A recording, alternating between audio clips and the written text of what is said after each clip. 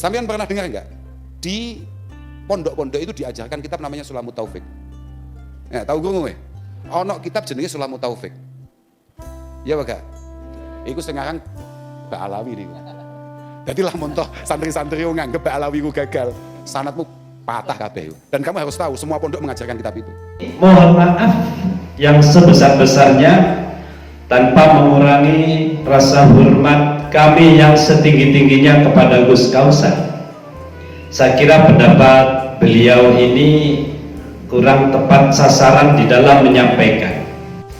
Assalamualaikum warahmatullahi wabarakatuh. A'udzu billahi minasy syaithanir rajim. Bismillahirrahmanirrahim. Alhamdulillah.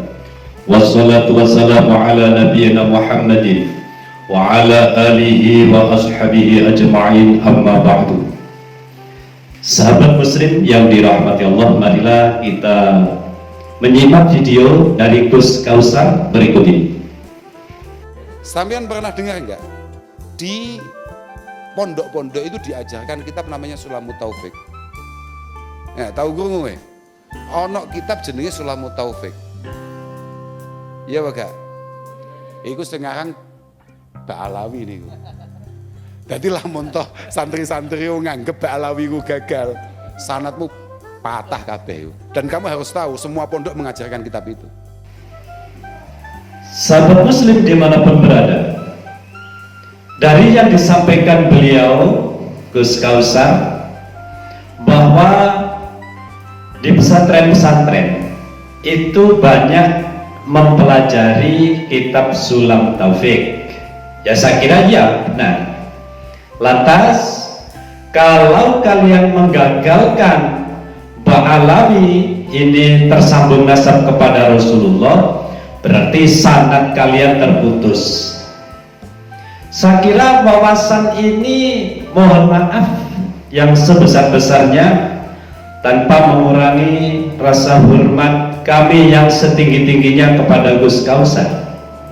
Saya kira pendapat beliau ini kurang tepat sasaran di dalam menyampaikan. Bukan berarti orang yang menyatakan putus nasabnya Mbak Alawi kepada Rasulullah lantas sanad keilmuan itu terus putus. Saya kira tidak demikian. Jadi walaupun orang-orang yang menyatakan nasab Mbak Alawi ini putus, itu adalah berdasarkan ilmu pengetahuan kitab nasab, kajian sejarah, dan tes DNA menyampaikan putus. Ini kan sudah berdasarkan dalil, bukan lantas terus orang yang menyampaikan dan menyatakan atau meyakini keputusan atau putusnya Pak Alawi terhadap keluarga Nabi lantas tidak boleh mempelajari kitabnya.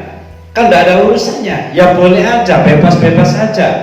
Apakah kitab Pak Alawi itu harus dipelajari oleh orang yang mempercayai bahwa Pak Alawi itu adalah keturunan Rasul?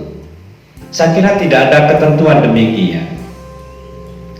Sehingga permasalahan ini jangan lantas disikapi secara umum, oh berarti yang menyatakan putus nasabnya Pak Alawi kepada Rasul tidak boleh mempelajari kitab-kitabnya Pak Alawi yang benar. Tuh, kalau kitabnya itu benar, terus isinya benar sesuai syariat, saya kira bebas-bebas saja itu menurut pandangan kami. Jadi supaya permasalahan ini realita pada kenyataannya, realita sesuai situasi dan kondisinya. Sahabat muslim dimanapun berada, dan juga teman-teman pesantren, para yai, agar memberikan penjernihan permasalahan ini, dan juga jangan menambah lagi. Lantas kita yang menyatakan atau orang yang menyatakan putusnya nasab Mbak Alawi kepada Rasulullah, jangan diartikan ini kebencian. Tidak, ini adalah meluruskan kebenaran. Kalau diterima, tidak diterima tidak masalah. Ini kan penyampaian sebuah pendapat. Kalau kita tahu nasab Mbak Alawi secara kitab nasab putus, secara kajian sejarah putus, Secara tes DNA putus, logika akal sehat, lantas kita harus bilang ini tersambung. Saya kira itu sangat mustahil. Seperti yang terjadi kemarin. Dalam pandangan yang terhormat, yang mulia, Kiai Haji Miftahul Akhyar menyampaikan bahwa tentang Mbak Alawi ini seakan-akan beliau tetap menyatakan Mbak Alawi ini adalah tersambung nasab kepada Rasulullah, dan PCNU yang tidak setuju atau menolak habaib karena putus pada Rasulullah ini akan dibenahi, diarahkan dengan benar. Saya kira ini akan terjadi kontroversi yang besar. Itu hak mereka, mereka mau percaya Mbak Alawi ini putus atau tidak, sudah terserah. Yang penting tidak merubah struktur-struktur NU. Ya sudah, kalau putus ya putus, sudah putus, tidak usah kemana-mana. Kalau itu direbet-rebetkan atau disambung-sambungkan kepada yang lain, itu adalah urusan pribadinya. Oh, nasabnya Mbak Alawi putus, saya tidak akan belajar pada Mbak Alawi. Saya kira tidak demikian. Kalau Mbak Alawi ini orangnya benar, alim, alama, ya silahkan saja belajar, tidak ada masalah. Tapi kalau masalah nasab, kita tetap berpegang teguh pada kitab nasab, berpegang teguh pada kajian sejarah, berpegang teguh pada tes DNA sebagai pendukung adanya kitab nasab dan sejarah tersebut. Sahabat muslim dimanapun berada, mudah-mudahan kita semua selalu berusaha bisa mengambil kesimpulan yang benar bahwa putusnya nasab Mbak Alawi atau Mbak Alwi kepada Rasulullah jangan dijadikan alat untuk kebencian. Jangan diartikan berarti yang menyatakan Mbak Alwi putus kepada Rasulullah berarti benci. Tidak, ini pernyataan ilmu. Dan juga siapapun yang menyatakan Mbak Alwi putus kepada Rasulullah berarti tidak boleh mempelajari kitabnya atau ilmunya. Tidak. Karena apa? Putus hubungan, putus nasab kepada Rasulullah bukan berarti dia adalah putus harus membenci, putus harus tidak mempelajari kitab-kitabnya. Saya kira walaupun putus nasab, kita tetap boleh mempelajari kitab-kitab Mbak Alwi. Sahabat muslim dimanapun berada, kalau dalam pandangan kami, bagi kelompok Mbak Alwi, habaib Indonesia, kalau ada orang menyatakan kepada Mbak Alwi atau habaib Indonesia bahwa habaib Indonesia atau Mbak Alwi ini nasabnya putus kepada Rasulullah, jawabannya adalah terserah Anda. Anda meyakini saya ini putus nasab kepada Rasulullah, disilahkan. Tidak meyakini, silahkan, bebas-bebas saja. Seharusnya Mbak Alwi bersikap demikian. Apa pentingnya semua itu?